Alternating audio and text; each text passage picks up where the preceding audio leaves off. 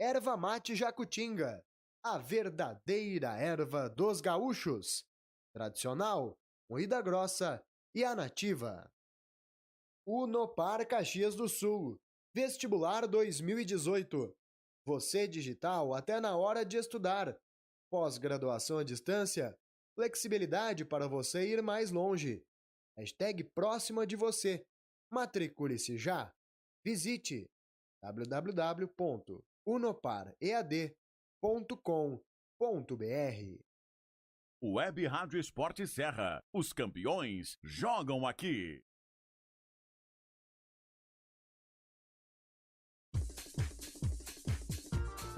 Jaconeiro, não esqueça de dar uma passadinha na Papo Store e ver as novidades da coleção 1913. Linha de camisetas oficiais, baby looks, infantis, cangurus, jaquetas e muito mais. Esperamos você. A Papo Store fica junto ao estádio Alfredo Jaconi. Ligue 34 19 19 13 e siga-nos nas redes sociais.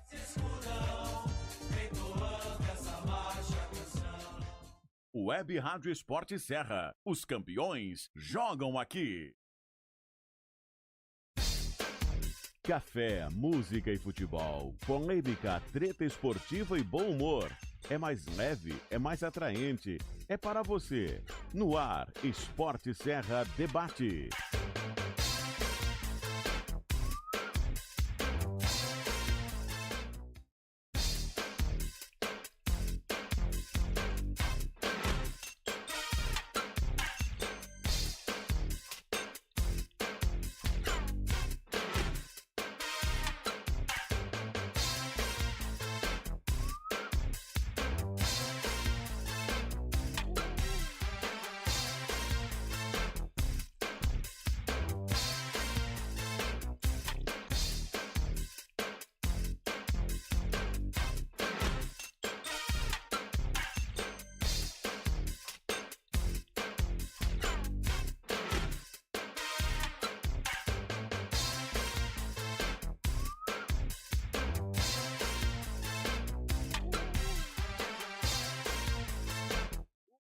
Excelente tarde para você que está ligado aqui na Esporte Serra, 1h07. Estamos começando mais uma edição do nosso Esporte Serra Debate. Hoje é quarta. Sempre me esqueço do dia da semana, né, tia? Se fosse o nenhum de nós, diria, eu sempre esqueço do dia, mas lembro do mês, né? Tomé, tu que gosta do nenhum de nós.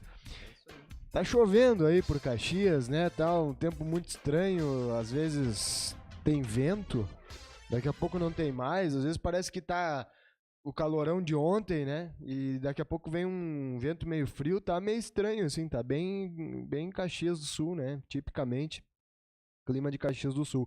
22 graus a temperatura, 92% a umidade relativa do ar aqui no centro.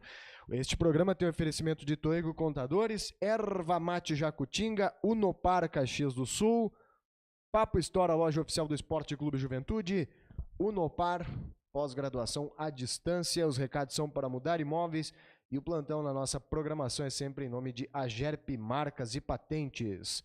Hoje teremos a presença do Marcos Vinícius Gomes Velho, que está em deslocamento debaixo de chuva.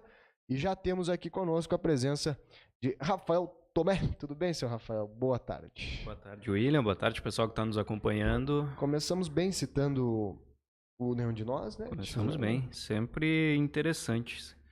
É das bandas da adolescência, né? Da adolescência. São 30... Adolescência vazia, eu tinha quase 16. 16. 31. Não, e tu vês que é interessante, né? Que o Nenhum de Nós, ele atingiu 2 gerações de adolescentes, né? Sim. Porque o Astronauta de Mármore é lá do final da década de 80, eu acho. Começo de 90 ali, Astronauta de Mármore, Camila.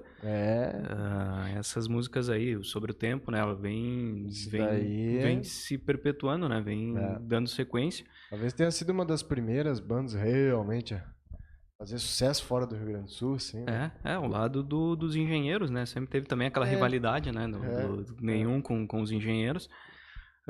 Mas eles surgiram também naquele né, num boom de gravadores. O Marcos Vinícius, depois que chegar, e músico sabe mais do que a gente, né? Esperamos, né? Eu vou contar com a ajuda do notebook para pesquisar.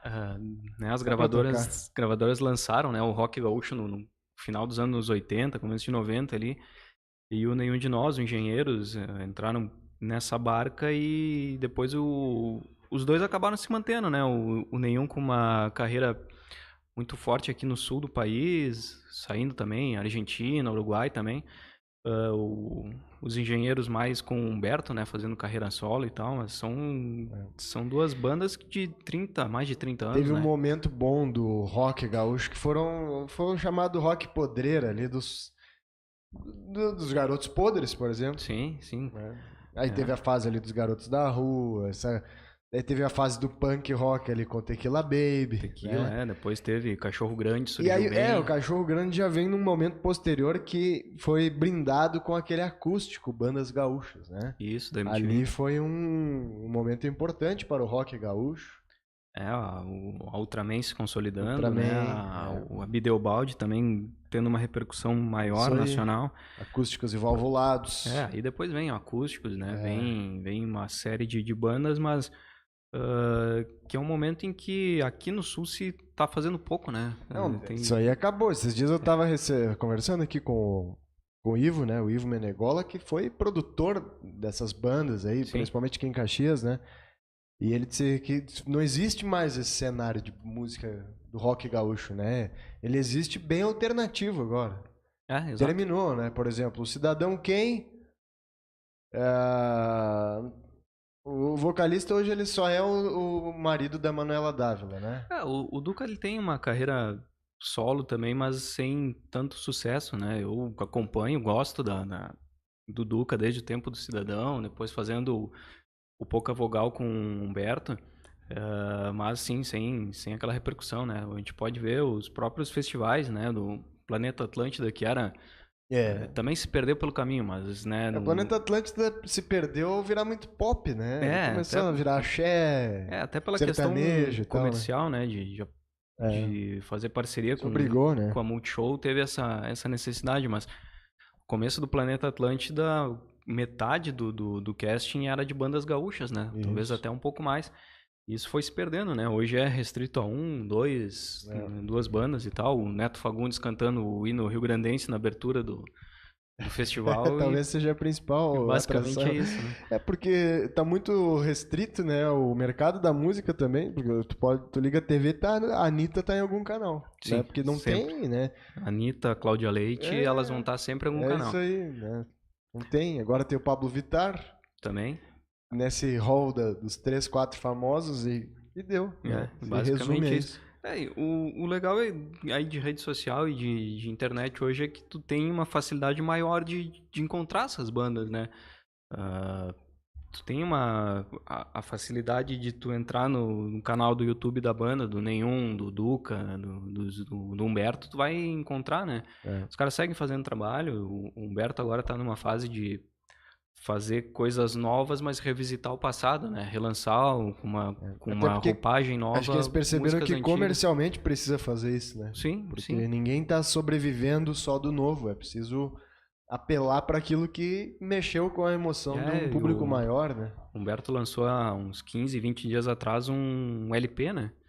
Um LP. Um LP de um disco de 93 agora, se não me engano, da década de 90, enfim. Tem a mídia digital, né? Tu pode baixar direto nesses aplicativos, mas tem também a possibilidade de tu comprar o LP, né? O bolachão. Aí ele vai autografado e tal. Então, é uma forma de sobreviver, né? Tu acaba cativando o fã, porque, tem caras aí que ouviam, os engenheiros começaram a ouvir no tempo em que o engenheiro só tinha bolachão ou a fita cassete, né? No máximo. Então, esse cara ter a possibilidade de ter uma releitura daquele disco em 2018, com esse formato diferente, né? Com essa apresentação diferente, então também é uma forma, né? Tu acaba abraçando esse mercado. Era muito raro o cara poder... Eu lembro que era caro, né? De comprar o disco, né? Eu tenho uma coleção lá em casa, mas era assim, tudo comprado com dificuldade. Normalmente o cara esperava tocar a música na rádio e gravava. Sim. Gravava na fita. E aí sempre tinha aquele locutor que falava em cima ou falava no final. Se tava quebrado ali o a parte onde tu grava, tu colocava uma fita durex, né? Sim. Pra fazer aquela enjambração. E aí aquilo, né? Pause, rec, play. Exato. Quando começava o primeiro acorde, tu soltava a pause e aí entrava uma vinheta da rádio em cima. E aí estragava toda a gravação. Normal. Mas tá bom, era o jeito que a gente... Né? Aí tu fazia uma fita toda com era o nosso Spotify, o Spotify da década de 90 era assim. Era muito foi feito. E lembro que era caro tu comprar um rádio duplo deck, né? Era caro pra comprar. Porque daí tu podia passar de uma fita pra outra, Podia passar de uma fita pra outra, né? Lá em casa a gente tem ainda. Eu acho até que tá com meu irmão, na casa do mano. Um 3 em 1, que era o duplo deck, o rádio e o toca-disco. Toca-disco. Esse era... 3 em 1. Era a decoração da sala, né? Sim, tinha também. Um 3 em 1 ali, meu Deus, né? Tomava conta, era mais importante do que o sofá, assim, concorria direto com a TV, né? E ocupava o tempo da galera. Lembro que a gente botava um fone de ouvido e ia lá pra sala escutar a música, né? Sim. Lá em casa a gente fazia... né? Lá em casa tu chegava do colégio, fazia o tema, né? Deixava pronto. E aí à tarde era ficar ouvindo, geralmente o Atlântida, mas antigamente, ainda mais antigo, a Estúdio, né? Estúdio, 93.5. Precursora de todas elas. A mãe de todas. Eu gostava da pop rock, cara. Quando eu era guri, fazia depois, concorrência com a Atlântida. Né? Depois veio a pop rock. Aí também era difícil conseguir pegar aqui, né? Quando não tinha uma... Depois teve uma retransmissora... Que era a sequência da Estúdio. Era 93,5, que hoje a Rádio Caxias era pop rock aqui. Isso, antigamente era Estúdio. Aí e a Estúdio, né, daquela turma a Flavinha, Flávia Vidor. O Orelhão. Lembra do Orelhão? Era à noite, né? Literalmente as pessoas iam no Orelhão ligar pra pedir música. Tinha o programa do Yacht também, Demovia Let's Go. Demovia era na Atlântida, era o Quacomandomi. Quacomandomi. Que hoje é o slogan do Caxias. Tem lá na concentração, na porta da concentração, tem um quadro do Yacht, né, do BEP, né, comemorando um gol no centenário e em cima a frase do Quacomandomi. Que aí essa identificação, né, que sempre teve do BEP como mascote, enfim, mistura meio o BEP com o Radit e tal, são parentes. Então, bons tempos, né? Bons tempos revisitamos a história começamos com a música, né? E chegamos ao rádio. Que tinha uma importância muito maior. Os comunicadores de rádio tinham uma importância na vida de todos, né? As músicas eram... Enfim, o cenário era melhor. O cenário da noite aqui em Caxias, né? Quinta Estação. Aqui o antigo... Revival, né? Sim. Ali na Júlio. Sim. Quantas vezes fui no Revival ver show de rock? E praticamente tinha toda sexta e sábado, tu tinha um bom show de rock, pop rock gaúcho por aí, né? Praticamente todas as sextas e todos os sábados. Coisas que vão se perdendo, né?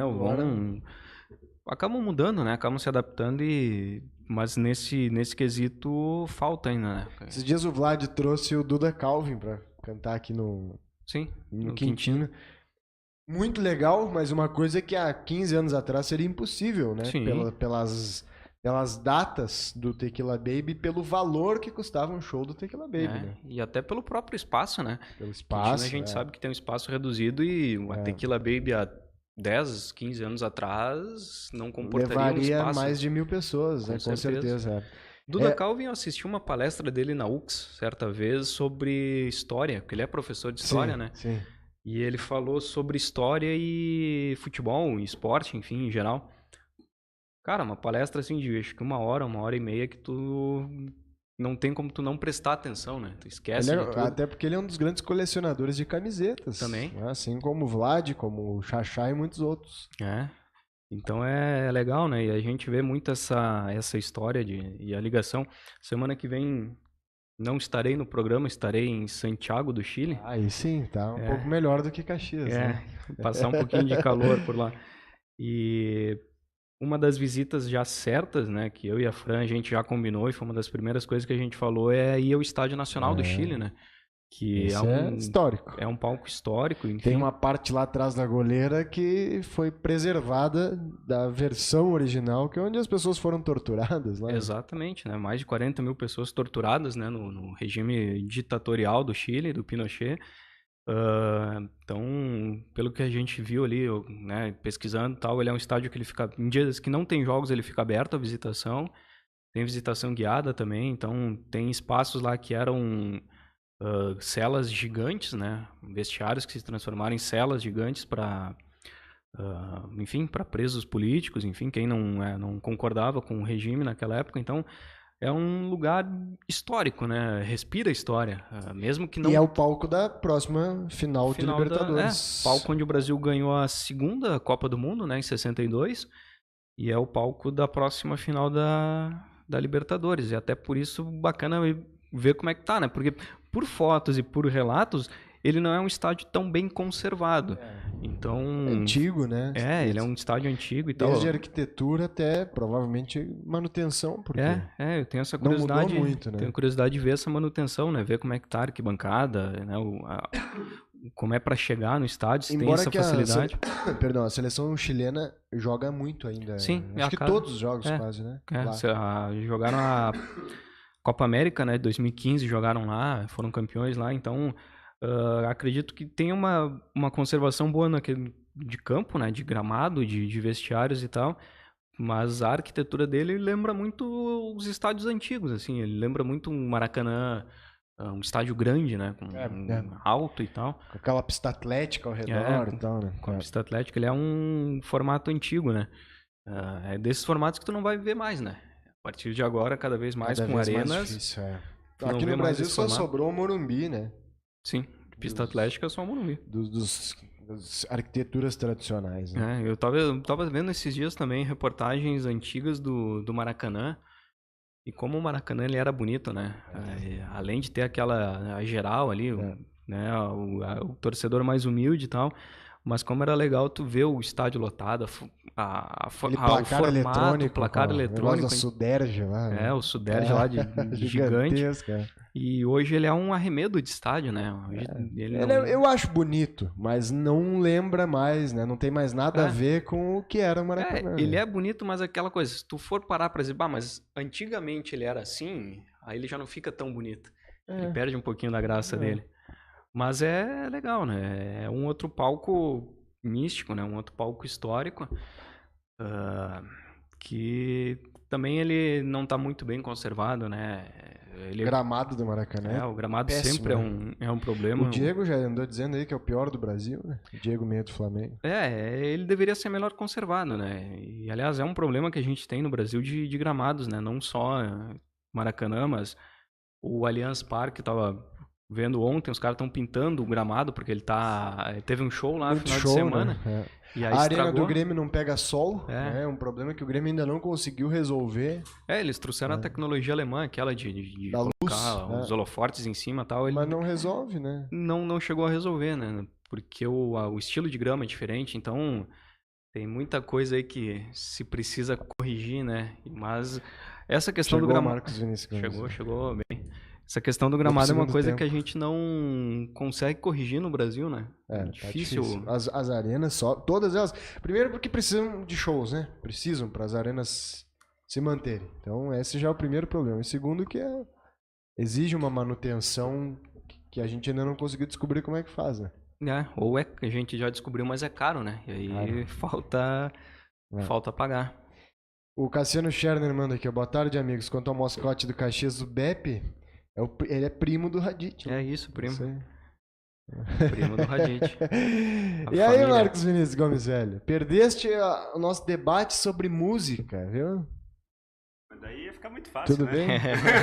Música gaúcha, falamos aí, revisitamos a década de 90, início dos anos 2000. É mesmo? Falamos de rádio, de cena musical caxiense. Não existe, nunca existiu. Não, existiu. Não. Caxiense não, mas em Caxias, né? Porque recebia bandas de fora. Bom, aí sim. Falamos 20 minutos sobre isso. Que beleza. Até que o senhor chegasse. Tudo bem? Tudo certo. Feliz? Vamos falar do que eu sei falar, que é futebol. Mas é isso aí, né? Agora a gente tava falando sobre o estádio lá do Chile. onde o senhor Cabite estará na semana que vem. Quantos dias o senhor vai ficar lá em Santiago, senhor Cabite? 6 dias. É bom, vai conhecer bem a cidade, né? Conhecer Vinha Del Mar, Valparaíso. Tu vai fazer como diz outro, uma gira. Vamos dar uma passeada por lá, aproveitar. Não, Santiago é uma belíssima cidade, né? Das capitais aqui, talvez seja a mais organizada de todas aí, né? É o que todo mundo fala, que é uma cidade verde, né? Uma cidade que tem um meio de transporte público de qualidade, né? Ônibus, metrô. Tipo Caxias, assim. Tipo Caxias. Tipo por isso que eu consigo chegar no horário, assim. Exatamente. Exatamente. Mas vamos descobrir lá. Então tá, um abraço pro Gustavo Corrêa, que tá ligado com a gente lá no Portugal também. Uma informação, senhores.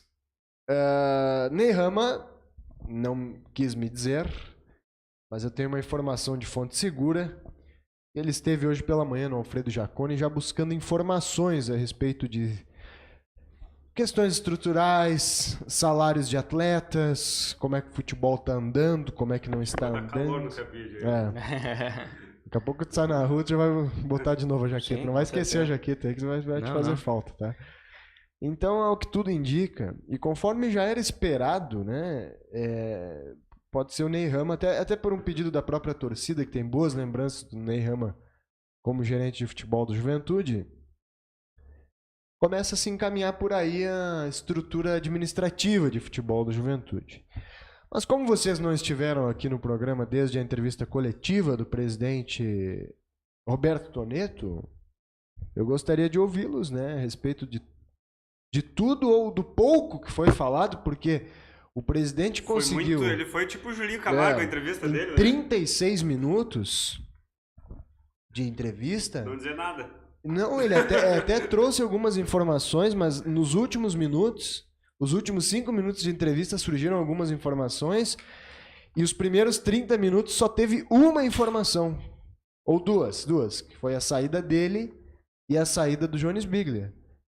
Nada também que não fosse esperado, mas foram as duas informações que ele trouxe em 30 minutos de entrevista coletiva. Diga-se de passagem, eu gostaria que o Biglia participasse do debate. Um dia ele vem aqui, com certeza. Adoraria. O Biglia é nosso parceiro, deve estar nos assistindo. O que tu achou, Marcos Vinícius, da entrevista do presidente e o que te, assim, te parece, né, o futuro do Juventude? Um dos males do menor, né? O investimento da Rodóio vai continuar presente no... Aliás, nem essa pergunta o pessoal ia fazer, né? A gente teve que perguntar pro presidente, o senhor continua botando dinheiro, né? Esqueci. Eu acho que só não falou se mais, menos ou igual, né? Isso ele não disse. Mas independe, né? Na situação que o Juventude tá, pode até diminuir. Pode ser metade. Mas o importante é que o investimento, que era o que mais assustava, né? Que de repente poderia não existir mais, vai se manter de alguma maneira, daqui a pouco adaptado à realidade do ano que vem, mas... eu acho que de tudo que foi falado pelo presidente, eu acho que o mais importante de tudo foi a permanência do patrocínio, né? Porque cria-se não uma expectativa, né? Mas uma esperança de que as coisas não sejam tão complicadas. Seja o mais importante, mas a melhor notícia de todas foi essa, né? A melhor notícia que ele trouxe no meio de tantas notícias ruins, foi que o patrocínio permanece. E eu acho que das duas entrevistas, tanto a do Biglia pós-jogo e a do Toneto segunda, elas foram entrevistas bem lúcidas, no sentido de não tentar trazer coisas que a realidade não mostrou. Eles assumiram os erros, eles falaram e admitiram que erraram na montagem do grupo, erraram na forma como se conduziu muito o ano. E o Toneto, ele deixou bem claro que ele não está abandonando o Juventude, né? A exigência que a empresa dele cobra dele nesse momento, ele não pode ficar no Juventude. Se desde março ele avisou e já deixou bem claro que ele estava fora do Juventude, então ele não está abandonando o clube.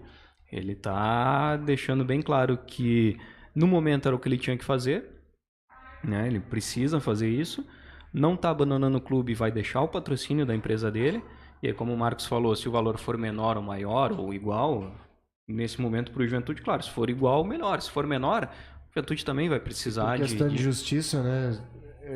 Ele deixou claro uma coisa que também a gente já sabia, até porque ele já tinha falado que ele queria sair antes Sim. Ele queria sair ao final do ano passado. Ele já sabia que ia embora, que ia morar em São Paulo. E foi convencido, né, pelos dirigentes a ficar. E mesmo convencido já dizendo, eu não vou ficar os 2 anos. E se há um erro na sucessão, não é por culpa do Tonieto. É por culpa do restante da diretoria, do conselho deliberativo, enfim, de toda a gestão aí que... eu acho que a sucessão está encaminhada. Ela só não está pública, né? Sabe qual que é o que eu vejo de problema nisso? É que a primeira notícia quando se falou em que o Tonieto não ficaria até o final do mandato é de que o Biglia seria o presidente. Aí é que tá. Essa era a ideia. Desde que não houvesse esse desgaste todo que fugiu completamente é uma do coisa que, por mais que tu possa ser o cara que vai sempre estar pensando do lado ruim, ninguém chegou e disse, tá aí, se não der certo para o Biglia ser, não tem outro? Eu acho que tem. Eu acredito que tem. Isso aí só que isso já deveria, e espero que, torço muito, agora eu tô torcendo mais para isso do que torci o ano inteiro pro Juventude não cair, é que Vai dar um terremoto aqui. Não chegou a... Só tremeu. Não chegou a cair fora. Que internamente o Juventude já esteja com esse organograma pronto, sabendo quem vai ser o presidente, quem vai ser o vice, quem vai ser... Porque o clube não para. E o clube, nesse momento, não pode demorar mais do que já está demorando. Como o William já vem falando, o Caxias já tem jogadores contratados, os outros times já têm jogadores contratados. Sim, todo mundo e o Juventude não tem treinador, não tem jogador, não tem preparador físico e tem preparador de goleiro. O resto não tem nada. Não se sabe se o Flávio fica ou sai, não se sabe quem vai ser a direção de futebol, quem vai ser o treinador, não sabe nada. E isso que é o preocupante, que esperamos que internamente o Juventude já saiba. Bom, o Biglia ia ser o presidente, não vai mais ser? Agora vai ser o William, beleza. Então vai ser o William, ele já tem lá que o Cabide vai ser o vice de futebol. Tem uma figura na direção executiva do Juventude que não tem aparecido muito, mas que está sempre, que é o Walter Dalzotto Júnior. Ele é um dos vices. Mas ele não vai ser. Será que não vai ser o presidente? Não vai ser. Tens essa informação? É porque desde que eu fiquei sabendo que o presidente sairia no fim do ano, e faz tempo isso, se comentava muito da possibilidade do Walter Dalzotto Júnior ser o presidente. Mas também, nos últimos dias, se falou muito de Marcos Cunha Lima, que hoje tem um projeto de categorias de base no Torino. É claro que se tu procura essas pessoas, elas sempre vão dizer que não, né? Sim, essa é Não, hoje eu tô aqui, do campeonato ali, não posso, não tenho condição. E daqui a pouco, que o próprio Tonieto dizia isso ano passado, não, no final do ano eu saio, né? Sim. E aí depois ele acaba sendo convencido e permanece. Então daqui a pouco alguém convence o Walter Dalzotto Júnior ou convence o Marcos Cunha Lima, né? Que são os nomes que nesse momento são os mais falados. Até porque o Juventude não formou um outro dirigente em condição de ser presidente, assim. Não tem, né? O que estava sendo forjado, o que estava sendo trabalhado era o Biglia. Mas aí entra o futebol, né? O Biglia era o alvo principal, é o testa de ferro, né? É o testa de ferro do futebol, né? O desgaste é total, né? O desgaste era total com usar uma palavra em bom português, está queimado, né? Sim. Se queimou com a torcida, né? A única maneira do Biglia conseguir dar a volta por cima é ele se manter na direção e fazer o clube voltar. Eu acho que nesse momento não. Não, eu não digo agora, que ele deva fazer isso. Eu acho que a única maneira de ser algo imediato para daqui a momento ele conseguir recuperar seria assim, né? Exatamente. Mas foi um cara que ficou muito tempo na direção, né? Transitou em outros cargos da direção até assumir o futebol. E por mais que tenha críticas, a torcida não pode esquecer que o Biglia traz o Juventude à Série B. Sim, ele tá na direção que bota o Juventude de volta à Série B. Por mais que tenha todos os erros, a gente não pode só pegar o ano de 2018 e dizer o Biglia é 2018. Não, o Biglia é 2013, 14, porque ele tá nessa direção. Desde 2011. Desde 2011. Desde o primeiro... Da primeira Série D. Na Série D. Isso aí, com o Piccoli.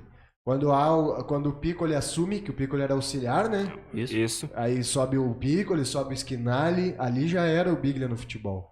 Claro que ele ocupa outras funções, ele nem sempre foi o principal, porque ele trabalhou ao lado do Ney Rama, em algum momento, né? Tinha outros gerentes, Fernando Reck. Sim. Mas o Biglia estava sempre por ali. E o que eu quero dizer, o Biglia é 2013 quando o Juventude sobe, é 2016 quando o Juventude sobe, é 2017 quando o Juventude cria uma expectativa de poder subir, é 2016 quando o Juventude... 2013 quando é vice-campeão de turno no Campeonato Gaúcho, é 2016 quando é vice-campeão gaúcho. Então o Juventude...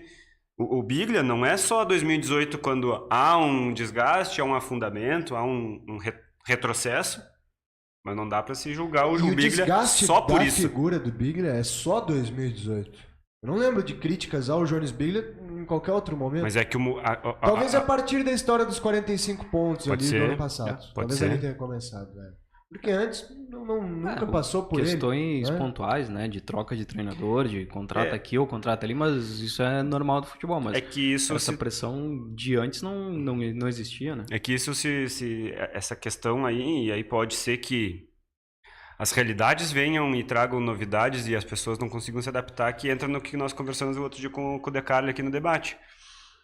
A realidade quando o Biglia assume é uma de recurso escasso. O treinador é o Piccoli, ele monta o time do jeito dele, daí no outro ano é o Piccoli de novo, monta o time do jeito dele, daí o Piccoli vai lá e convence o Cabide a vir jogar com ele, daí o outro ano é o Lisca que vai lá e convence o fulano a vir jogar com ele, daí no outro ano é o fulano que o treinador vai tendo esse poder e ele vai vendo que vai dando certo, e aí a gente falou sobre isso, cria essa situação de soltar a parte de contratações para o treinador, e aí vem o Zago e faz a mesma coisa. E aí começa a tomar proporções maiores. Essa foi uma das contradições até da entrevista do presidente, porque ele diz lá pelas tantas que a troca, em outras palavras, mas ele disse a troca não surtiu efeito porque o time era feito pelo Julinho, para o Julinho. E depois ele disse que o Julinho não tinha o poder de contratação. Eu perguntei se isso era um erro, né? Uma autonomia exagerada a quem comanda, no caso, o técnico, e aí ele disse que não era só o Julinho que comandava. Então, pra mim, é uma contradição aí, né? Mas voltando um pouquinho ao jogo contra a entrevista do Biglia no pós-jogo, o que mais me impressiona é a tranquilidade que o Biglia falou, até conversei com o Cabide. Ele diz assim que ele fala essas palavras: contratamos jogadores parados achando que eles iriam resolver. Sim. Parados. Sim, foi uma aposta. Parados. O Elias, 6 meses sem jogar. Essa foi a receita do rebaixamento do Caxias de 2015, né? Postar em jogador que tá muito tempo parado, jogador que tá só treinando particular, ou tá no clube, mas não joga. Essa é a receita que não vai dar certo. Jogador que foi bem há 3, 4 anos atrás, né? Exato. E isso me deixou extremamente, não chocado pelo fato de o Juventude ter contratado o jogador que estava parado, mas contratar o cara que tá parado, acreditando, não...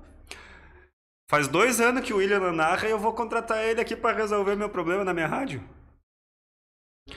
Até daria. Vai jogar futebol. Não, mas, cara, é uma coisa que tu tá fazendo, tu não tá mais no ritmo da... Ainda mais no caso do Juventude, que o cara tinha que chegar e jogar, né? Os caras deviam saber que não ia dar certo. O Elias tinha que chegar, botar 9 e meter 10 gols em 15 jogos. Aí é a bola de neve, né? A história da bola de neve. Tu traz um cara achando que ele vai resolver e aí... É a aposta maior, porque é o salário maior, a confiança maior, é a questão do, esse cara chegou, vai ser o titular, dá 9 e ele joga. E ele não começa a fazer gol, e aí tu começa a pensar, deu errado.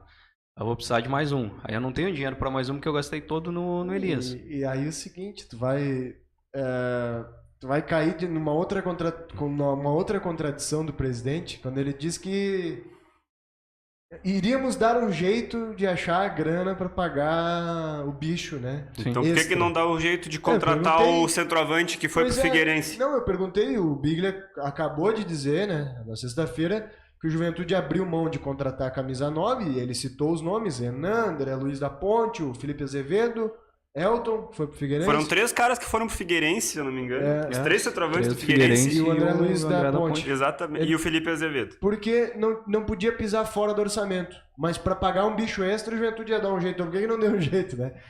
E isso eu perguntei. Aí o presidente diz, não, a gente não pode sair do orçamento e tal, não podemos ser irresponsáveis. Ok, mas, poxa... Tu vai pagar agora, né?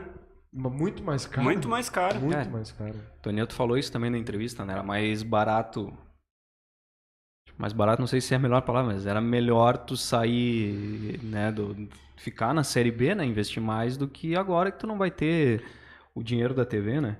Que o Juventude esse ano aqui, e não é agora, não é o comparativo com o Caxias 2015, mas o Juventude fez aquilo que todo mundo fala. É melhor tu ter 5 meia boca ou tu ter 2 que resolvam? 2 que resolvam. Tu vai gastar igual... Que no caso do Juventude não era nem 5, eram 10 meia boca nos volantes, né? Não, mas os atacantes meia boca, lateral meia boca, zagueiro meia boca, todo mundo meia boca. Todo mundo mais ou menos, todo mundo coadjuvante, como a gente sempre fala aqui. Uma vez eu ouvi um dirigente nos bastidores dizendo assim, o bom da gente ter o Julinho é que ele indica jogador barato. Eu ouvi isso. Não, o Julinho tá no nosso perfil, é um cara que entende a nossa realidade. Eu até vou te dizer que contrata jogador barato. Mas conversei com... Só tem que ser bom e barato, né? Conversando com um amigo ontem, a gente tava falando sobre o Grêmio em 2007. Era um time, os jogadores razoáveis. O jogador que o Mano Menezes usava para mexer o jogo, para fazer alguma coisa de um jogo pro outro, para ser a surpresa, era o Alessandro. Sim. O Alessandro, que era bem mais ou menos. Que era lateral direito e daqui a pouco virava atacante. Ele era o Choco. Era o Choco. Só que o treinador era bom. O treinador era diferente. O Tuta, naquele jogo que o Grêmio vira contra o Caxias, o Tuta perde 18 gols. 18 minutos? Não, o jogo que o Caxias faz 3x0 aqui. 3x0 e 4x0 lá. 4x0 lá. Sim. O Tuta perde uns 10 gols. Um dia vai sair um livro da história desse jogo aí, né? Ah, tem que sair. Bastidores. Tem um monte de histórias. Esse dá um livro. O Tuta erra muito gol nesse jogo. Mas pela estratégia do treinador, Então, o Grêmio é vice-campeão da Libertadores daquele ano, e com um time bem mais ou menos. E ele parou, e aí foi exatamente isso que a gente tá falando, de tu ter um cara diferencial no time, né? O Grêmio foi vice-campeão porque pegou o Riquelme na melhor fase da carreira dele. Mas daí tu pega o que eu quero comparar com o Juventude. O time, não tô dizendo que o Juventude é como era o Grêmio, mas tu tem jogadores medianos, mas o treinador era bom. O Juventude tinha jogadores abaixo de medianos e com um treinador abaixo de mediano. Não tem um treinador... de 1,80 m, né? Exato. Baixinho. Tu não vai ter se tu tem um treinador que é diferenciado, que daqui a pouco pega um grupo mais ou menos e faz o grupo jogar... Que é o que o Gilson Kleina fez com a Ponte Preta. Exatamente. A Ponte Preta se arrastava. Se tu não tem como tu investir num jogador, investe num treinador, então. Nós temos um grupo mais ou menos aqui. Vem tu aqui, Rafael. Mas o pessoal acreditava que o Julinho seria esse cara, né? O Julinho seria acima da média. E aí entra no que eu falei antes. Todo mundo falando, e é muito mais inteligente tu dar o braço a torcer e dizer, realmente erramos, do que tu ficar nessa, e aí agora eu posso dizer, eu avisei lá no Gauchão. Essa história de Ramos me traz uma má lembrança, né? Lembra do Paulo Ramos, que falecido, né? Jogou no Juventude, faleceu do coração. Isso. Que virou piada, né? Paulo Ramos, né? Tanto gol que ele errava. A Fran diz aqui, acabei de ficar ausente do programa por 2 semanas, mas juro, diz ela, cobraremos, que traremos lembrancinha do Chile para os amigos. E eu vi vantagem, hein? Pode ficar mais umas 2 semanas, então. Eu acho que é proporcional, né? E aceitamos lembranças caras, né? Aí já é outro Não fazemos objeções. Aí já é outra história. Uma camisa da universidade tá legal. Tá bom, né? Gladira Zambuja manda recado. Diz: olá, queridos amigos, um grande abraço a todos. Um grande abraço, parceiro Gladira Zambuja. A culpa não é tua esse ano, hein? Não foi ele. Gladira, se sai alguém valorizado, vamos ficar prestigiado. Né? Se sai alguém prestigiado dessa temporada, é o Gladira Zambuja. Os caras disseram que todos os rebaixamentos tinham a ver com o Gladira. Já são 2 que ele não está. O do Caxias 2015 3, né? 3, os 2 de 2015. Os 2 de 2015. Então é isso aí, Gladira. E eu vou confessar uma coisa pra vocês, cara. É a primeira vez que eu transmito um rebaixamento na minha carreira de rádio. Então a culpa foi tua. Foi minha, pela primeira vez, porque 2007, quando o Juventude caiu, eu saí da Rádio Caxias em abril de 2007. O Juventude cai no fim do ano. Então Pipoqueiro. Eu estava aqui. Pipoqueiro, sabia que ia cair, pulou da barca. Eu e o Fred e o Matheus Cavicchioli. O último jogo de serial tava lá no Maracanã, trabalhando. Tu já teve rebaixamentos. Então, daí depois eu voltei para Caxias 2012, e quando eu volto em 2013, o Juventude subiu. Então, eu não estive no rebaixamento de 2010, Aí, 2015, eu saí em março da rádio e um mês depois o Caxias caiu, então eu já não estava mais. Não fui eu que rebaixei o Caxias. Pipoqueiro. Então essa vez, agora sim, esse ano fui eu que rebaixei o Juventude. Então pela primeira vez eu causei um rebaixamento. Os caras acusavam o Gladir e o Gladir agora não está aqui. Né? Só porque todos os rebaixamentos estão na voz do Gladir não quer dizer que... Mas isso é brincadeira, né? Porque não tem, né? Isso é incompetência de quem faz o esporte, né? Isso é culpa da imprensa. É culpa da imprensa. É tudo culpa da imprensa. Um pouco é. Eu acho que a nossa imprensa aqui, ela é muito... Às vezes ela é muito pouco crítica. Às vezes ela avança e ela bota o pé no freio, eu não sei porquê. Eu acho que a gente deveria ser um pouquinho mais incisivo. Não que resolva algo, porque nós fomos incisivos aqui o ano inteiro e tudo que a gente conseguiu com isso foi causar uma cisão entre nós e a direção do Juventude. Então, tudo que o pessoal não nos ouviu, né? Tudo que conseguimos foi sermos transformados em sementinhas do mal. Isso. Os caras te correr lá das cadeiras porque vão fechar as cadeiras. Né? Então, assim, mas eu acho que tem quem tenha mais poder do que nós aqui na Sport Serra que deveria cobrar um pouquinho mais. Acho que sim. Não é feio, acho que se for uma crítica justa, claro, né? Não vai passar para a parte pessoal e aquela crítica maldosa. Mas há críticas justas que precisam ser feitas, que precisam ser alertadas. São pontuais, né? E, por exemplo, a situação da troca do Julinho era unânime. Toda a imprensa falava que tinha que trocar o Julinho, né? Sim, então, aquilo que eu até já comentei, né, em outras oportunidades, a gente já falou aqui. Se a convicção do Juventude, eu respeito e eu entendo quando o Juventude diz que não, lá dentro se tem uma ideia diferente, o Julinho trabalha bem, o Julinho, os treinos são bons, o vestiário, o ambiente dele é bom, tudo bem, eu entendo por não estar nesse momento agora.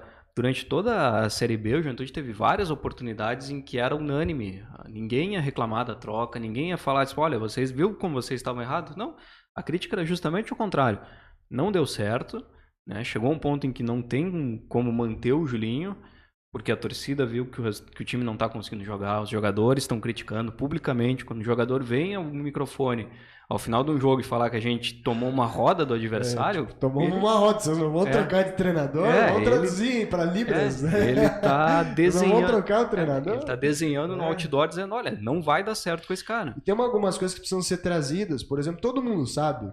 Hoje em dia, as informações não vêm só da imprensa. Aliás, de onde menos vem é da imprensa. Sim, hoje Eu em fico dia, sabendo muito mais por torcedor as coisas do que pela imprensa. Hoje em dia o próprio torcedor senta nas cadeiras ali, conversa com um, conversa com outro. O Marcos Vinícius ele é a nossa fonte, porque ele senta ao lado dos familiares e dos atletas. Aliás, o próximo a jogar é o Marcos Vinícius, porque todo mundo que senta do lado dele, no jogo seguinte vai a campo, né? No último jogo jogou o Jones, tava do meu lado, jogou esquerdinha, tava sentado ali também. Todo mundo que Felipe Lima. Os caras sentam ao lado do Marcos Vinícius, no outro jogo vai jogar. Então o Marcos Vinícius contra o CSA, já sabemos. Mas é o seguinte, daí eu quero a 10, a faixa... E eu não volto pra marcar. E o teu rendimento vai ser parecido. Provavelmente tu vai fazer a mesma coisa que eles, que é se machucar com 25 do primeiro tempo. Não, porque eu vou correr menos. Eu não vou voltar pra vou voltar pra cercar. Todo mundo sabe que o Fred não queria que fosse contratado o Vink. A gente sabe da influência que o Fred tem junto à direção do Juventude. O Fred indicou, por exemplo, a contratação do Rodrigo Volante. Foi o Fred que chegou no Julinho e na direção do Juventude. Olha, tem um camisa 5 e tal, é meu amigo, tava jogando lá no Atlético Goianiense. A indicação foi boa, mas aí tu percebe de novo esse conflito de interesse que tem no vestiário. Primeiro, que o jogador não pode indicar. Segundo, ele indicou, e um cara é um bom jogador, a gente viu, mas aí o Julinho não gostou. E aí daqui a pouco... E o Fred mesmo assim salvou a pele do Julinho quantas vezes? Alguns gols. E o Fred não queria a contratação do Vink, o Fred queria a contratação do Argel, não gostou quando que veio o Vink. Tem tudo. Mas daí o Fred ia pagar a multa lá do Argel pra vir. Aí a gente começa a entrar nos problemas administrativos do Juventude, que é o Matheus Cavicchioli dá uma declaração forte aqui contra o grupo, no outro jogo ele filma o jogo, ele transmite o jogo lá contra o... Como é que era o nome do time lá? Era Tocantinópolis? Interporto. Itapipoca. Glorioso Interporto de Tocantins. Esse é o goleiro, né? Do time. Não, e aí o Matheus... Aquela transmissão do Matheus é evidente que é um protesto, né? E mais engraçado de tudo, ele transmite o jogo e no outro dia ele exclui a rede social dele. Sim. Tá lá ainda, lá, perfil excluído. Ele tava comentando o jogo, meio que narrando atrás da goleira. Foi um negócio espetáculo, eu nunca tinha visto isso, né? Enfim. Diga-se de passagem, eu não vi, eu ouvi dizer. Eu assisti. Eu tava ouvindo só o jogo e aí, na época a gente ainda não estava transmitindo os jogos, né? O Gladir disse, aqui ó, declaração polêmica, hein? Olha aí. Acabou o falso mito dos pés quentes, dizem. Mas não tem, né, Gladir? Não tem. Falando em acabar... O cara que quer trabalhar no esporte caxiense não adianta querer ser pé quente. Não vai, Falando em acabar, o será? Juventude confirmou esse ano uma coisa que eu achava que não existia, que é o falso 9. O falso no sentido de não ser nem atleta de futebol. É o legítimo falso 9, né? Esse ano que o Juventude teve vários aí, né? Agora, a gente falando de treinador, interessante também a declaração do presidente, né? Achei que tu ia falar da declaração do Maradona. Qual delas? Maradona tem várias. A declaração do Maradona que ele falou sobre... Ele falou mano de Deus. Ele comparando o Mourinho e o... do City, o Guardiola. Que o problema é que o Mourinho é melhor que o Guardiola. O problema é que o Mourinho não tem... Nos times do Mourinho, os jogadores não são tão bons. Ah, tá. O Mourinho tem um título de Liga dos Campeões com o Porto, né? Então, o cara sabe treinar, ele tem título no Chelsea. Pra burro não serve, né? Pra burro ele não serve. Mas ele treinou o Real Madrid, né? Ele treinou o Real Madrid e não foi bem. Só tinha jogador ruim. Tinha jogador ruim. Mas Vai treinar, tipo, pega o Juventude na Série C. Um abraço pro Maradona, né? E tu vê, falando em Real Madrid, tu vê como gestão de grupo, acho que hoje é mais importante no futebol do que até a parte tática, a parte de campo. O Zidane saiu no final da temporada europeia dizendo, eu saí com 2, 3 Ligas dos Campeões, título espanhol, tipo, vou sair por cima, mas por que tu não quer continuar, manter a história? Cara, ninguém segura mais o vestiário do Real Madrid. Tipo, os caras... Mais, né? Ele já sabia que o Cristiano Ronaldo tava saindo, né? O Cristiano Ronaldo tá saindo também por birra com o presidente e tal, com os jogadores. O Zidane no Real Madrid diz, eu não vou segurar esse grupo, os caras vão querer me derrubar, os caras vão me sacanear, eu tô fora. Não é isso, é exagero e tal. Os caras contrataram o técnico da seleção espanhola, o cara durou 2 meses e caiu, né? Esse aí bateu o recorde, né? Ele conseguiu perder a Copa do Mundo com a Espanha, conseguiu ser demitido 2 dias antes da estreia do campeonato. E caiu antes do Mundial. Ele perdeu 2 Copas do Mundo esse ano já, né? A Copa do Mundo de seleção e a Copa do Mundo de clube, né? 5 no clássico, né? E aí viu, Luiz Carlos Vinck? Fora o susto, né? Viu, Luiz Carlos Vinck? Tem gente pior, né? E a alternativa do Real foi o quê? Trazer o cara que é o bruxo do jogador, né? Que é o Solari, que era o auxiliar do clube, né? Transformou ele em treinador. Esperança. Os caras vão passar por cima dele também. Tomara que não, né? Agora me diz o que tu ia me dizer do presidente. Essa declaração que ele falou, né? Do Julinho Camargo, que ele foi favorável à troca. Todo mundo ali naquele momento teve o consenso da troca, mas ele deixa aquela letra de, a gente trocou, mas o Julinho tinha 33% e estava em 13º. A culpa é do Vinck. Ele deixa uma... Não digo que ele... mas deixa subentendido essa questão. Mas ele falou... Mas essa opinião dele, eu vou dizer que é uma coisa... piorou, né? O Biglia também já disse isso, que o time piorou com o Vinck. Mas é uma coisa que eu penso... Não vou dizer que igual, assim, mas eu penso parecido. Eu prefiro... Juventude talvez com o Julinho não tivesse caído. Realmente. Mas ia ser aqueles jogos de empate, jogo... ruim, jogo que tu sabe que não vai sair daqui, um jogo insosso. O Juventude ia fazer a mesma coisa que fez com o Vinck. Mas o que eu acho eu prefiro, eu como torcedor, eu prefiro Juventude, eu não tô falando pela torcida, eu tô falando eu prefiro tu perder o jogo tentando ganhar, sim, como aconteceu com o Vinck em quase todos os jogos, eu prefiro perder tentando ganhar do que empatar com o Julinho, como o Julinho empatava aqui. Jogar para empatar. A birra do torcedor, com toda a justiça, era tão grande com o Julinho que mesmo que o Juventude não tivesse caído, mesmo que tivesse permanecido com o Julinho, com certeza, a bronca ia ser gigantesca. O torcedor ia estar indignado, mesmo que não tivesse caído. Sim. Porque não tinha mais clima de convivência. É igual o relacionamento marido e mulher, sabe quando já não aguenta mais um ao outro? Pode até estar tudo bem, mas não tá bem, sabe? Não tá bem, não tá legal, né? Era insustentável a permanência do Julinho por causa do clima. Ainda que os resultados, teoricamente, pudessem ser melhores. Mas é isso que eu digo. Eu prefiro... Não que eu queira ser rebaixado, não é essa, mas é a questão da atitude, sabe? De tu ver, pô, o time tem as suas limitações, não vai ganhar porque não tem qualidade, mas tá tentando. E o Vink fica ou não fica? Deveria ficar ou não deveria ficar? São duas perguntas. Fica ou não fica? Deveria ficar ou não deveria ficar? Não sei se fica. Eu ficaria com ele. Eu não sei se fica, mas não ficaria. Eu não ficaria. Eu acho assim... Pelos resultados. Pelos resultados, pelo ambiente. Eu fico muito à vontade de falar do Vink, porque trabalhei com ele. Trabalhou com ele. Conversava muito com ele em questões fora de campo e, enfim, ideias de futebol. Eu tenho certeza que a gente vai ver o Vink treinando Série B de Campeonato Brasileiro. Daqui a uns anos a gente vai ver treinando Série A de Campeonato Brasileiro. Eu acredito nesse crescimento de carreira do Vink.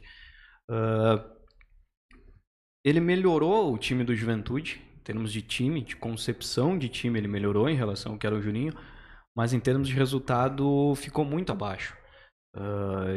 E aí eu entendo que futebol ele não é só resultado, mas o resultado nesse caso específico ele tem um peso muito grande.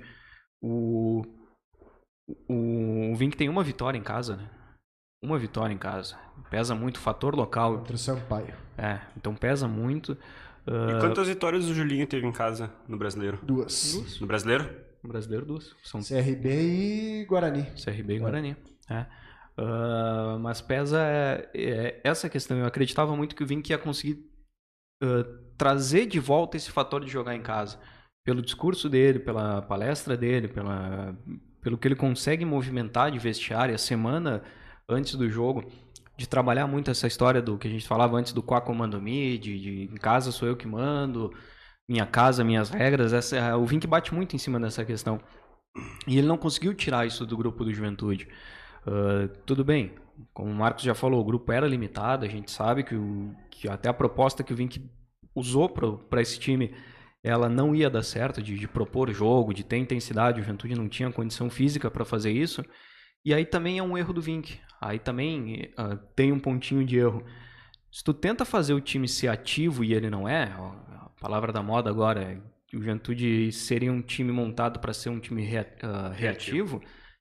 E o Vink percebeu que se propor o jogo não dá, então vou ter que voltar a fazer o que era feito antes. Tem que voltar a fazer um time, jogar fechado, um time para jogar, para empatar, e vou forçar a trabalhar bola aérea, vou forçar escanteio, falta, tentar achar uma alternativa para ganhar jogo.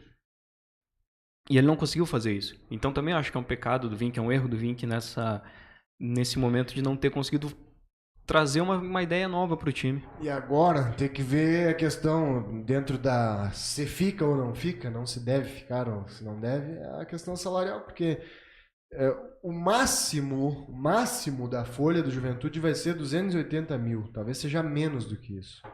280 mil, tu tira uma média aí de 10 mil reais por atleta. Sem falar em comissão técnica. E o Vink ganha bem mais de 10 reais hoje, já ganhava mais do que isso no Caxias. Então teria que haver uma redução gigantesca na parte salarial do Vink para que ele fique. Eu diria que uma redução de 70% para mais do salário dele. Não sei se ele gostaria de ficar nessa circunstância. Tem a própria questão, a gente ainda não ouviu o Vink falar se ele quer ficar, né? Ele quer. Ele no pós-jogo ele só deu curva, né? Ele dizia é uma honra para qualquer técnico, mas ele não disse eu quero ou não quero, né? Vamos ver o que vai ser, né? Porque não tem dinheiro. O Juventude não tem dinheiro para fazer futebol. Essa é a grande questão. E a Juventude por isso que o Caxias foi buscar o Pingo, né? Porque é um técnico que se encaixa numa realidade financeira. Eu vejo no arriscar o Vink pela questão de... eu não consigo visualizar um treinador que seja barato e que consiga montar um time para jogar o Campeonato Gaúcho e a Série C nas condições em que a Juventude vai ter. Se não for o Vink, vai ser uma aposta, né? Isso é certo. Se não for o Vink, é uma aposta. A Juventude não vai trazer o Argel. Não. Um cara consagrado, Lisca. Nunca. Não tem a menor condição, né? Esses caras ganham 50 mil por mês. E até tem que achar um técnico de 10 mil. E até te ouvi falando a possibilidade do Itaqui. O Itaqui... Mas daí tu tá apostando e talvez queimando um cara que tá ali no sub-20 fazendo um bom trabalho. A aposta vai ser. Então, eu já... Não é nenhuma campanha, é uma convicção minha. Um cara que eu apostaria, sou eu dirigente, mesmo correndo todos os riscos do mundo e sabendo inclusive das críticas, Ricardo Cobalcini, por 2 motivos. Conhece a aldeia, foi campeão no Juventude Gaúcho de Juniores, tá há 5 anos e meio dentro do Inter, o que significa trazer atleta. O Balcini fez o Bertotto jogar ano passado, foi campeão de aspirantes com o Bertotto de lateral esquerdo. Falando nisso, o Facebook me lembrou esses dias de uma frase do Abel Braga. Quem sabe o Bertotto não vira um Falcão Canhoto. O Falcão Canhoto. Aí o que eu pensei, né? Deve ser por isso, e só por isso que ele tá no Juventude, né? Então, porque ele é um Falcão Canhoto, já né? que tu tem que apostar, certo? Já que tu tem que gastar pouco, tu tem que correr o menor risco de erro. O Cobalcini, primeiro que ele mora em Caxias, não precisa nem pagar apartamento, pô. O Cobalcini que ele mora com a família dele aqui. E vai te trazer algumas indicações interessantes de jogadores que não serão aproveitados no Inter. O Inter tem lá 60 jogadores, né? Ele tá trabalhando agora, ele tá finalista de novo, para variar, né? Sim. Pega o São Paulo sábado na final dos aspirantes. Eu apostaria por aí. Ou tu vai apostar no Benhur Pereira, tu vai apostar no Paulo Porto. Mas é nisso que eu tô falando. Com que mercado, com que indicações de atletas. Mas será que pro Cobalcini é interessante sair do Inter? O Cobalcini toparia. Ele disse que tá na hora dele andar. Porque ele tinha até a expectativa de que fosse ele antes do Odair, né? Mas o Inter optou pelo Odair. Então mas será que o Odair... Será que não é um risco? Eu não sei se o Odair termina o ano que vem no Inter. Eu acho que não. Então, se o Odair não terminando, ele provavelmente seja ficha 1, né? É só uma sugestão, entendeu? O Juventude precisa uma aposta. Se não for o Vink. É porque o Vink não é uma aposta. O Vink a gente já conhece. O Vink é a confirmação. O Vink é a certeza do que tu vai esperar do trabalho dele. E até as referências que se tem do Vink montando trabalho são diferentes dessa última do Juventude.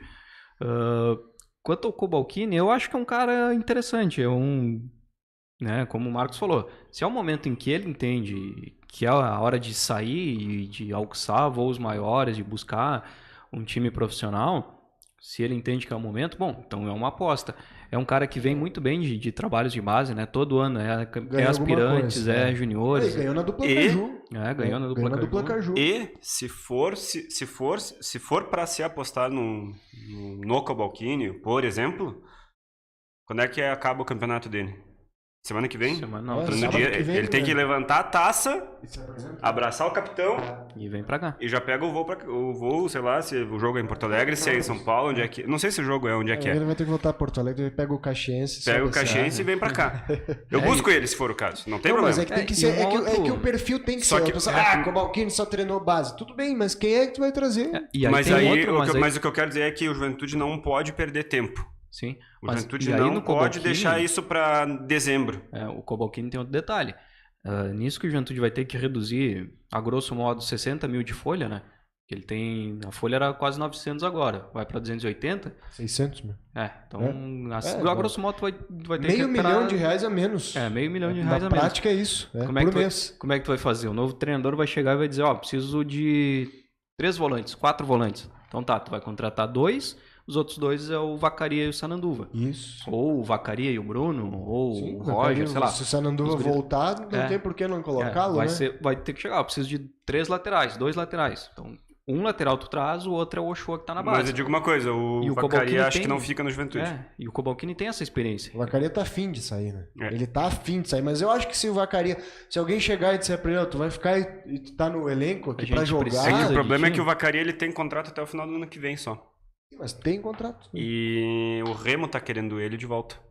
Mas daí teria que emprestar. E entre ir lá em Belém jogar no Juventude, o Vacaria vai querer jogar no Juventude, não é possível, né? Eu não sei, nas redes sociais não é o que tava aparecendo. Mas é que ele tá fazendo a conta que os caras não querem ele aqui, que ele vai ter que ir pro Remo, né? Tomara. Eu acho que é o caso de uma boa conversa, né? E mostrando que realmente tem interesse. Até porque ele fica perto da família. Ele vai querer ficar. Eu acho que é uma boa conversa. Mas o Marcos disse que a melhor aposta seria o do Avenida. Quem é o do Avenida? O Fabiano Daitz. Fabiano Daitz, Marcos. O Alexandre. O que diferencia o Fabiano Daitz dos outros? Do Cobalcini, por exemplo. Eliminou o Caxias. Eliminou o Caxias, tá. O cara de Fabiano Daitz, cara, ele trabalhava no Porto Alegre, sabe? Foi um cara que esse ano conquistou a gente supervaloriza algumas apostas que pros outros era aposta, mas aí vem aqui ganhando a dupla Caju, que todo mundo ganha. E aí a gente valoriza demais. É por isso, e aí eu vou bater nesse martelo aí até o Juventude dizer quem é que vai ser o treinador, porque eu não gostaria de apostar, porque para mim esses caras do interior e buscar alguém em Santa Catarina, no Paraná, é tudo igual. O Fabiano Daitz tudo a mesma coisa. A trajetória dele, do Fabiano, é base da dupla Grenal, Ubra. É Lisca. Até menos. Não tô falando em qualidade. Não tô falando em qualidade. Eu tô falando em trajetória, porque o Lisca já era mais rodado. O Lisca já tinha uma história na base. Sim. Era campeão daqui e dali, já tinha ficado não sei quantos anos no Inter, sabe? Já tinha trabalhado na base do Juventude. Mas isso aí pra mim tudo que eu tô falando. Pra mim é tudo treinador igual. O treinador do São José. Isso, tudo igual. O treinador de São José é bom treinador? Sim, é bom treinador. Mas ele não quer sair de lá. Mas aí que tá, o perfil do Juventude. Não adianta tu chegar lá com um caminhão de dinheiro no cara lá e dizer pra ele, vem. Ele não vai querer, ele não quer, não tá afim. Sabe que não tem pressão. Se cair pra Série D de volta tá tudo certo. Se subir pra Série B, melhor ainda. E um abraço. Então, por isso que eu falo. Quanto é que custa um bom trabalho? Quanto é que custa o Vink? Tanto. Conseguimos chegar num denominador? Conseguimos. Conseguimos contratar jogador para ficar dentro do orçamento? Conseguimos. Beleza. Arrisca, faz um campeonato gaúcho interessante. Sem falar que a dupla Caju já investiu quantas vezes nesse perfil de treinador? Muitas vezes. Zaluar no Caxias. Sim. Foi super bem no Cruzeiro. Vinha aqui, amarrava a dupla Caju. Melhor técnico do Gauchão. Melhor técnico do Gauchão. Como é que era o trabalho do Zaluar? Tu viu, né? Meu Deus. Um dos piores, né? Que passou por aqui, né? Desde 2007 que eu acompanho treinador em dupla Caju, o Zaluar tá... Pois é. Tá no Será top que 3. O Daitz, o Benhur Pereira, não vai por um caminho desse?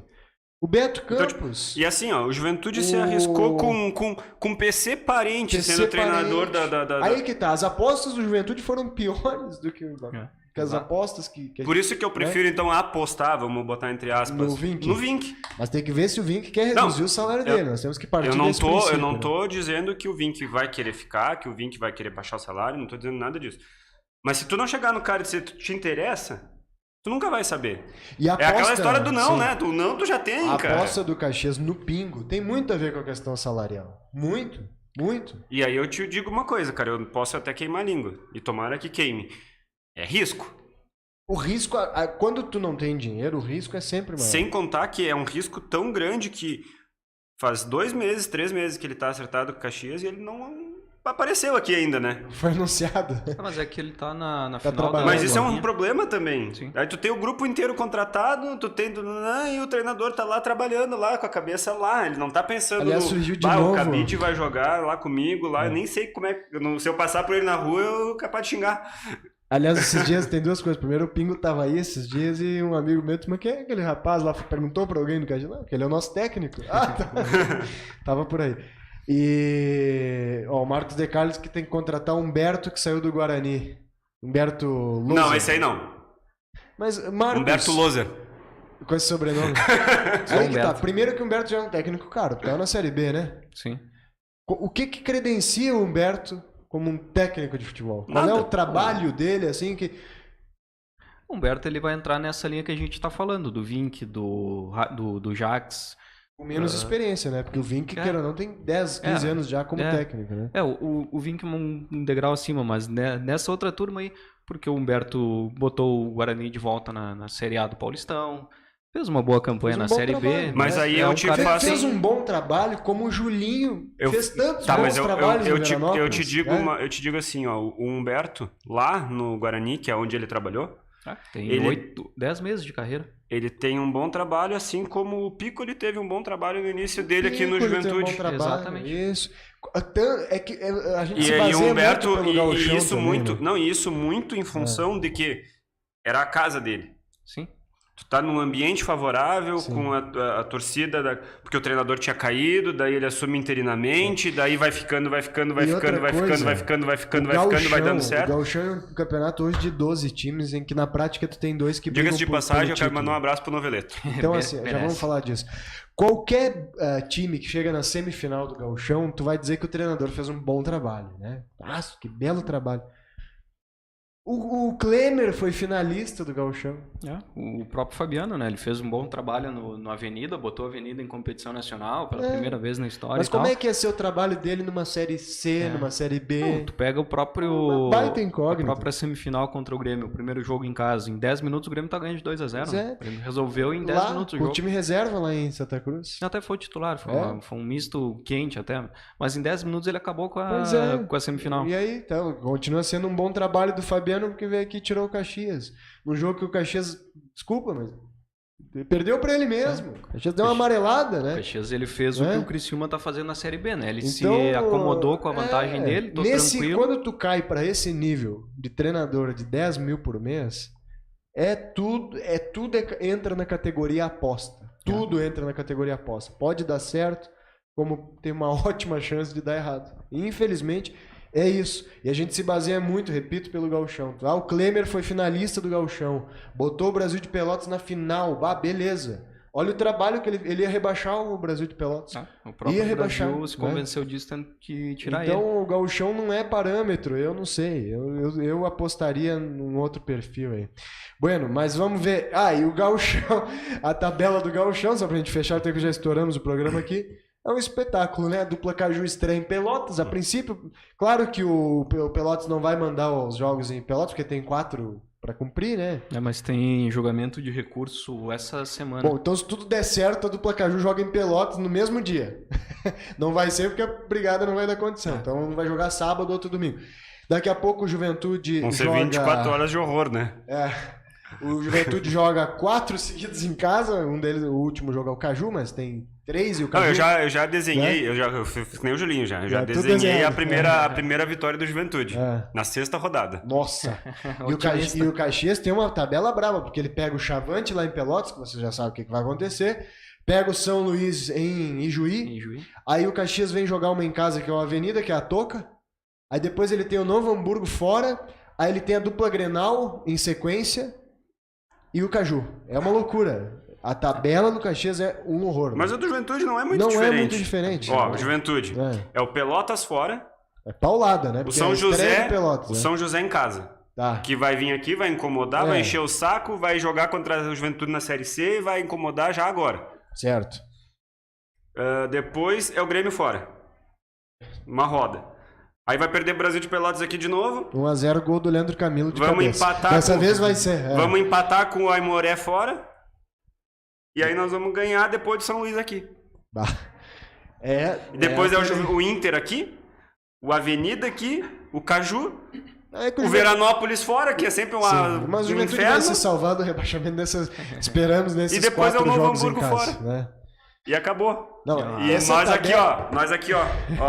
Calça na mão. Com a calça na mão. E depois os dirigentes ganharam uma viagem para a ilha de San Andrés, né, com acompanhante. Mas o meu abraço pro Noveleto não é por causa da tabela, viu? Não, o abraço é porque eu quero dizer aqui para ele que eu concordo com ele que o Gauchão tem que ser que nem a Champions.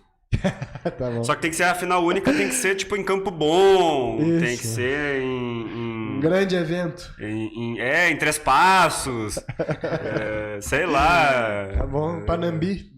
Lá no Livramento. Tem que ser num lugar onde não tem mais futebol, que daí pelo menos tu movimenta a região, né? Depois da Champions Bagual, nós temos que repensar. Dessa vez o Noveleto se superou, porque ele já fez regulamento estranho em campeonato. Não, porque ele falou, né, que ele quer que o Gauchão seja uma Champions League. Então, tipo, a final tem que ser final única e tem que ser num lugar assim, tipo... Mas não existe campeonato do mundo em que tenha isso de... Um time joga 4 seguidos em casa, um começa com 2 fora, o Grêmio vai terminar 3 jogos seguidos em casa. Aí a desculpa não, porque o Grêmio vai trocar o gramado, o Inter vai ter show, vai ter amistoso da seleção, então ele tentou... O Pelotas tá punido. O Pelotas punido, então ele tentou deixar bom pra todo mundo. Aí ele deixou bom no sentido de ruim, né? Porque sim, tá ficando todo mundo ficou ruim. Aí por causa da troca do gramado da arena, por causa do show no Inter, o Juventude joga 4 em casa. Bom, e assim, não reclame, isso é ótimo pro Juventude. Não é? Como que não? Nós não ganhamos em casa de ninguém. Ah, não, mas vamos lá. Não, o que vem é outra história. Mas nós vamos jogar 4 seguidas fora. Mas e assim, se é o... Vamos lá, o Juventude vai trocar o campo, o São Luís vai trocar o campo. Um abraço, joga no CT. Exatamente, faz que nem o Juventude agora no Sub-20, aí não tem gramado, vai lá em Igrejinha mandar campo, não estamos nem aí.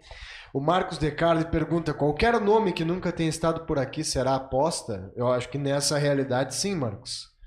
Vocês têm alguma certeza? Esse cara não é uma aposta, essa é uma certeza. Com 10 mil por mês de salário... Eu acho que qualquer Depende muito técnico do nome, mas é muito difícil que não seja uma aposta. Não seja uma aposta, né? Porque, cara... Bom, como toda a contratação é uma aposta. Como a gente falou, só tem alguns nomes próprio... que são mais certos, assim, tipo, tu vai trazer o Lisca já não é mais uma aposta. O próprio Vinck, se ficar, é uma aposta, porque eu acho que já não é, porque a gente conhece o trabalho. Mas eu quero dizer da maneira como vai ser o trabalho. Sim. Porque o trabalho não vai ser como foi no Caxias, como foi lá no Criciúma, como foi aqui, que é o mais recente dele, que a gente sabe. Porque no Caxias ele tinha uma condição financeira um pouco mais tranquila. Nem o Zago não era uma aposta, porque tu já conhecia ele, sabe? Já tinha sido treinador, já passou por aqui... Já estava um pouquinho além, e o salário dele era bom aqui. E se especializando na Europa, né? Fazendo outras coisas, sabe, né? Já estava um pouquinho assim. Agora, nessa realidade, o Argel não seria uma aposta. Mas quanto é que ganha o Argel? 70 pau deve ser, né? Ou mais. O Argel não é uma aposta no sentido de a gente saber que ele é um cara rodado. A gente já conhece os trabalhos dele, mas ele também é um cara que... É muito bombeiro, né? Ele tem essa Marcos, fama de que é o bombeiro. Celso Rotti, né? Celso Rotti. Leva pra casa. Celso Rotti é treinador ainda? Celso Rotti que deve ganhar, pra assumir um trabalho hoje, ele cobraria pelo menos uns 150 mil por mês, né?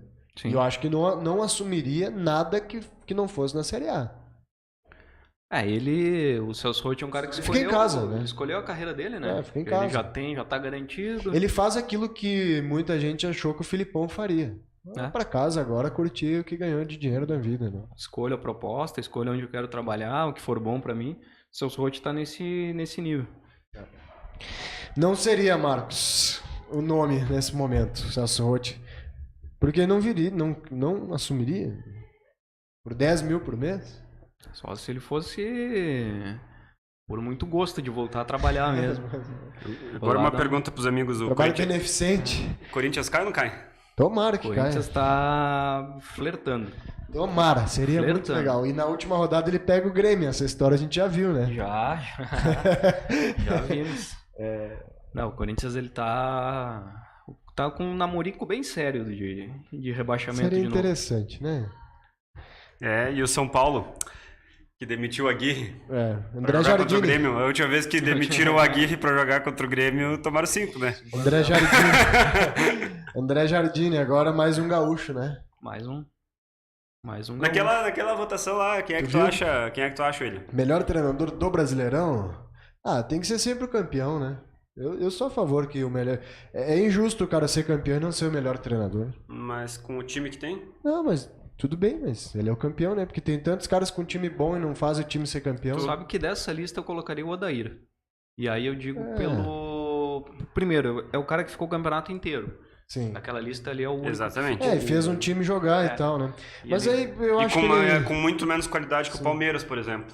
Tudo bem. Mas eu sou contra tu tirar os méritos porque o time é bom. Eu acho botaria... Que o cara tem que pegar um time bom e fazer ele ser campeão.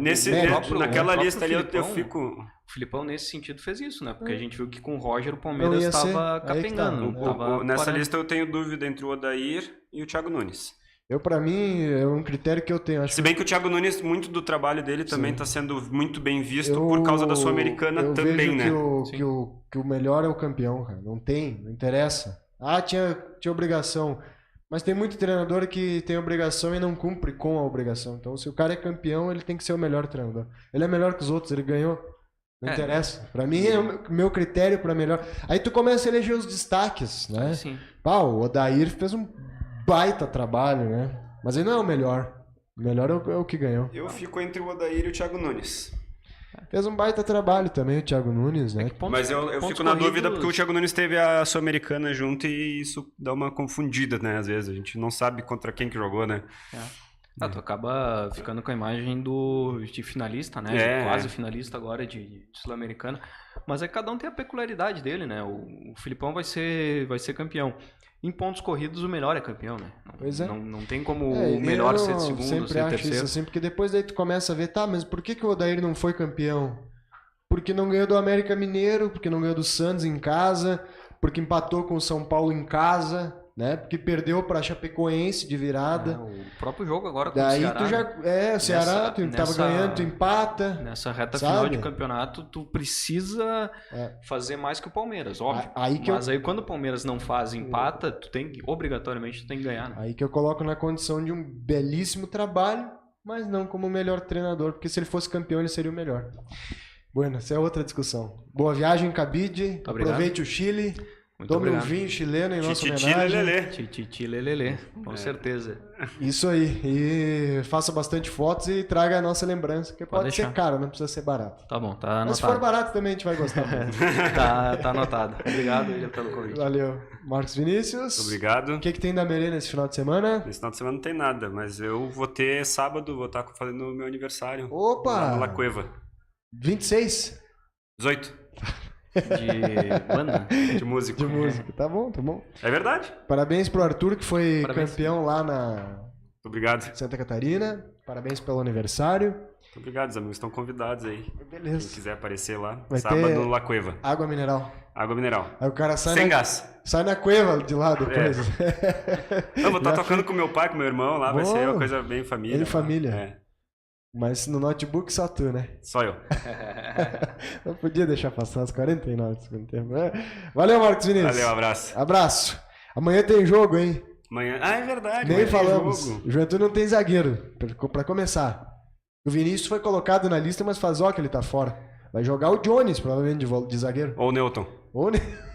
Quem tu prefere? Não dá pra jogar só com um zagueiro. Como nos sistemas antigos, assim. Vamos ver o que vai acontecer. Quanto vai dar o jogo amanhã? Amanhã? 2-0. Só? Tá bom, né? Tá bom. Assina onde? Onde é que tá o contrato pra assinar?